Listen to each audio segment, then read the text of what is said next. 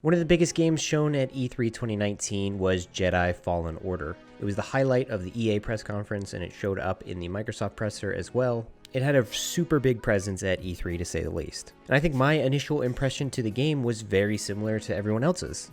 Visually, it looks awesome. It's a great looking game. The combat looks rewarding and engaging, similar to Force Unleashed, just amped up a bit. And it's also very evident that they wanted this game to fit within the Star Wars canon.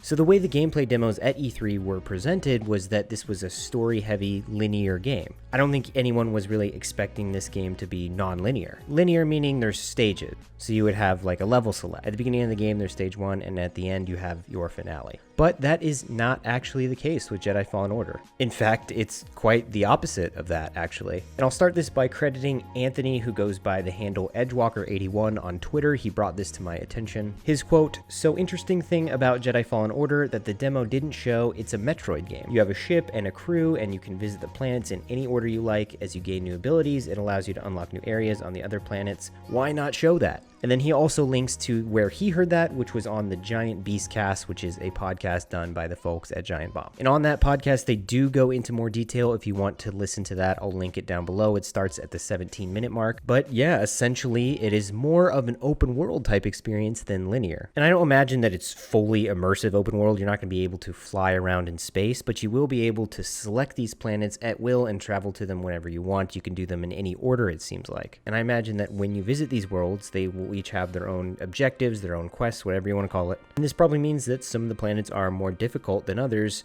so you'll probably have to level up on some, make your way to the others, something like that. And so knowing this completely changes the impression of the game. And just like the comments on this Twitter thread, I'm wondering why this wasn't made more public at E3 this year. It's possible EA wanted this to be a surprise for people who were expecting that linear experience, but this is a serious selling point for a lot of people. I mean, not everyone wants a linear experience. Some people want to have those extra choices. It's a very curious decision from EA. I'm not sure why they withheld this. I mean, this certainly makes me more hyped for the game. Anyway, that's just a quick update. I wanted to bring this to your attention. Please let me know in the comments if this changes your perception, if this is a surprise to you. I'm interested to know, and I'll see you in the next video.